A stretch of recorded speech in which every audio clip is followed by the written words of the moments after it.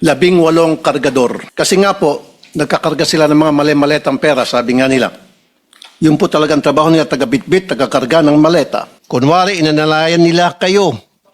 Pero pagharapin nyo na itong sangkatutak na kaso na isasampa sa inyo, nitong mga siniraan ninyo, tingnan nyo, unti-unti kayong iwan yan.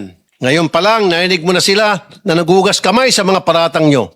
Dumidistansya sila sa inyo dahan-dahan. Tatawagin mo ang mga taong umami naman na nag-deliver ng mga kickback kung sino-sino Poncio Pilato. So therefore, matatawag silang sindikato. So kung tatawagin mong bayani ang isang sindikato, sindikato ka rin.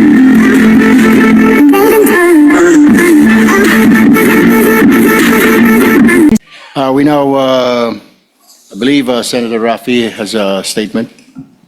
Thank you, Mr. Chair. Mr. Chair, it took all my energy to not to gate crush the live selling that happened here last June 4. The way it happened, the way it was handled, the statements being made. Gusto ko lang talagang pumunta dito, hindi naman po ako invited doon sa conference nila na yon. I waited for today's hearing to confront the resourceful persons they presented. Let me call on them 18 kargador. Kasi nga po, nagkakarga sila ng mga mali-maletang pera, sabi nga nila. Yun po talagang trabaho nila, taga-bitbit, taga-karga ng maleta. Una, sino ba itong 18 kargador ng mga maleta? Saan ba sila galing? We cannot simply bring in people sa Blue Ribbon Committee na nag-aakusa na mabibigat na paratang nang hindi man lang nalalaman kung karapat-dapat ba sila paniwalaan. Kasi simulang-simula pa lamang po na tinawag silang 18 Marines, may paglilinlang na agad. Yung bansag na 18 Marines sa isang paraan upang pabanguhin sila sa publiko. Matik po kasi yan. Pag sinabing Marines, iba po ang respeto ng mga tao. Pero hindi naman po silang lahat ay dating Marines. At mahigit kalahati sa kanila ay discharged without honors or dishonorably discharged from service for various offenses. Ibig sabihin, palpak sila. Tulad ng pagiging AWOL o absent without leave. Why is this information very important? Because for people to believe their allegations, it must come from a credible and reliable source. And so, the people using them portray them as heroes. God damn. Sabi nga ng isa sa mga senador na dumalo nung araw na yon, bayani daw po sila. Pero nakakaya naman po sila sa iba nating mga bayani.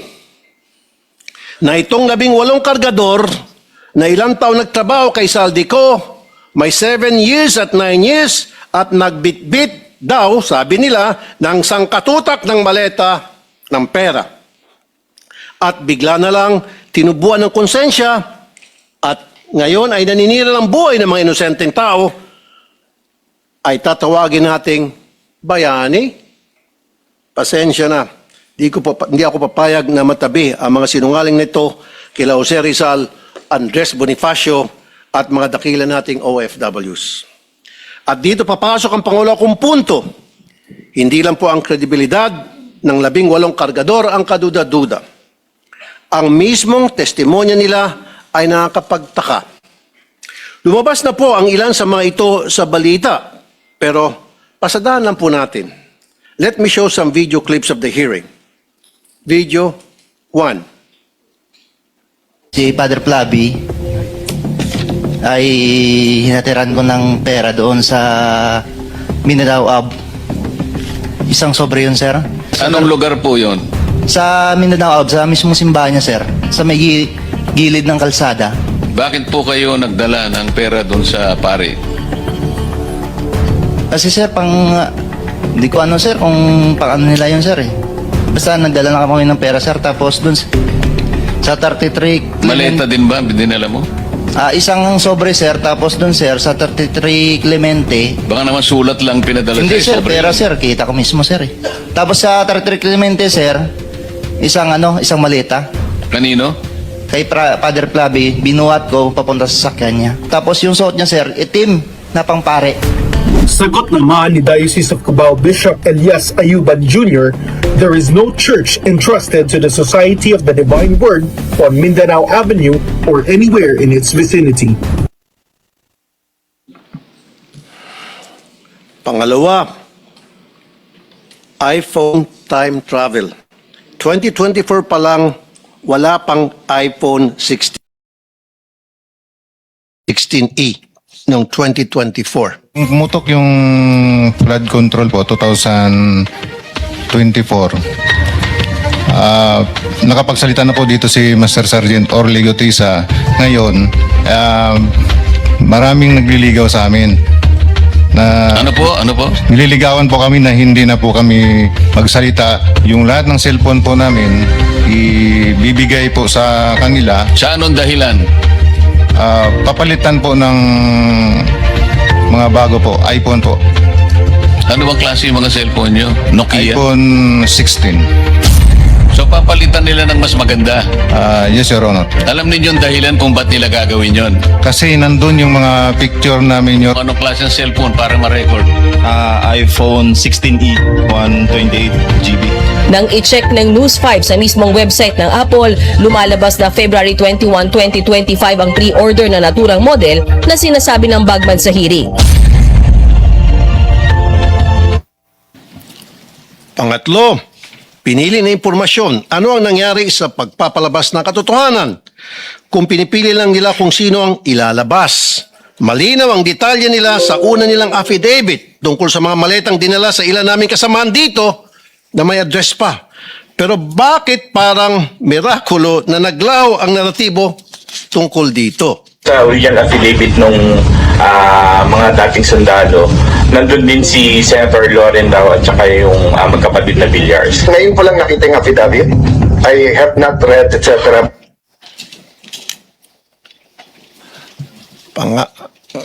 Pangapat, aking pinasilip ang lugar na yon sa Makati.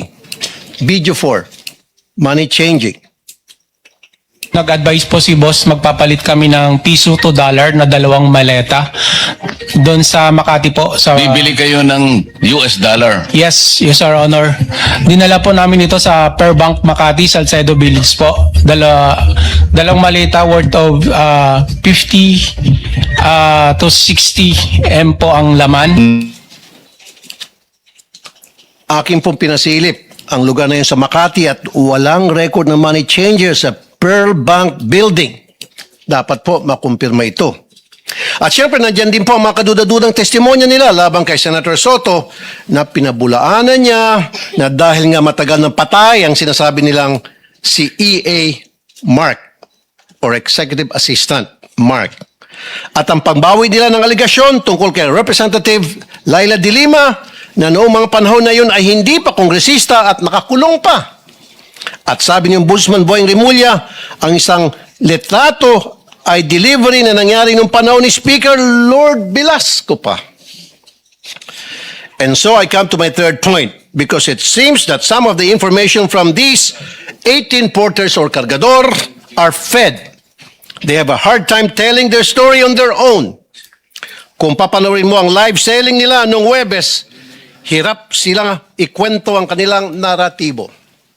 The presiding officers of that conference were coaching and leading the resourceful persons.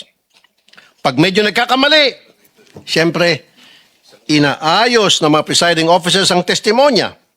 Minsan si Attorney Baligod na, hindi naman involved sa pagbitbit ng maleta, ay siyang tumitestigo tungkol sa nangyari. Wala naman siyang personal knowledge. Ika-4 na punto, nais ko pong humingi ng dispensa sa ating mga Senate media. Bilang broadcaster at kasapi ng media, masakit po tuwing nababansagan ng ilan sa atin na bayaran kasi nasisira po ang propesyon natin. Pero itong pagsisigawan na bayaran ng karamihan sa atin, dito sa lugar na tinawag nyo ng tahanan at buong puso nyong pinoprotektahan sa pamamagitan ng makatotohanan ng pagpapahayag, ay tatawagin kayong bayaran. Hindi po tama yun. This institution, time and time again, owes you its dignity because you keep the senators on their toes and make sure we stay true to the Filipino people. At kay Senator Cayetano, huwag po tayo masyadong demanding. Ano po? Ito magreklamo na wala ka sa front page. Limited po ang front page space ng mga dyaryo. Kaya pili lang po talaga ang nalalagay dyan. Pero hindi ibig sabihin hindi na sila patas. Dahil kung titingnan mo naman online, all these news outlets reported his statement. It is in their online platform. Kung saan libo-libo ang nagbabasa. The front page is reserved for the biggest and latest news. Yun bang bagong kaganapan? Yun po kasing pagkapit sa kapangyarihan at hindi pagtanggap sa pagkatalo nyo, lumang balita na po. But nevertheless, it was reported upon. I-google nyo po yun. And my fifth point, we have to look into the allegation na nabayaran ng 5 milyon ang 18 kargador. I'm not saying it's true. Iharap po ng NBI itong witness nila na nagsabi noon. Pero ang masasabi ko lang, ginamit lang kayo ng mga malalaking tao para sa mga personal nilang interest sa politika. Kulang yung 5 million. Kunwari, inanalayan nila kayo. Pero pagharapin nyo na itong sangkatutak na kaso na isasampa sa inyo, nitong mga siniraan ninyo, tingnan nyo, unti-unti kayong iwan yan. Ngayon pa lang, narinig mo na sila na nagugas kamay sa mga paratang nyo. Dumidistansya sila sa inyo dahan-dahan. Kaya sa ating mga kababayan, mag-ingat po tayo sa paniwalaan or papaniwalaan. Remember, the devil can cite the scripture for his purpose. No more, no less. When Jesus went into the wilderness to pray, the devil tried to tempt him 3 times. But as he was failing to tempt Jesus, and as he was getting desperate, what did the devil do? He quoted the scriptures from the book of Psalms. Huwag po tayo magpapadala sa mga mabubulaklak na mga pananalita dahil lang siya ay nagbabasa ng Biblia. Huwag po tayo basta maniniwala dahil binansagang bayani o Marines ang 18 na kargador. Buksan po natin ang ating mga mata, tenga at utak. Huwag po tayo magpapadala sa mga live selling nila. Tingnan niyo po kung sino ang nagbebenta. Kasi kung mahistoryan ng pagbubudol at di tayo maingat, tayo na pong susunod na biktima nila. And before I end,